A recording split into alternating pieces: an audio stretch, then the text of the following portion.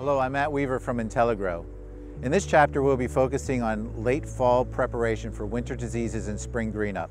By starting applications early enough in the fall, you can delay the onset of dormancy. While the most noticeable benefit to golfers is improved late season playing conditions, there is also a secondary benefit. It allows the plant to more readily uptake late season systemic fungicides for improved snow mold control. Tank mixing CIVITAS Turf Defense with traditional fungicides can significantly improve overall disease control programs. In some areas where snow mold applications are not traditionally made or experience light to moderate disease pressure, CIVITAS Turf Defense by itself will yield great results on Microdochium nival.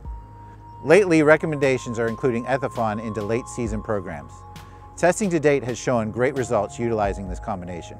Additionally, recent research from Michigan State University is showing that applications of CIVITAS Turf Defense prior to freezing temperatures can improve winter survival of annual bluegrass.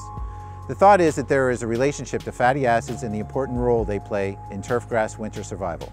Our customers who utilize CIVITAS Turf Defense in a fall conditioning program consistently report improved conditions earlier in the spring. This translates into increased rounds and recovery from cultural practices, which gives your course a competitive edge. So how do I use it? Always refer to the label, but there are some pointers to get you started. Treat turf before it is subjected to cold stress. CIVITAS Turf Defense is a preventative product, not a curative product. Applications will not have an effect on turf that is already dormant. The plant needs to be actively growing. 2 applications need to be made. The last application of the fall season should be made the last day of the year that is 50 degrees Fahrenheit. Work backwards from there. The fall conditioning application should be made at 21 days prior to that.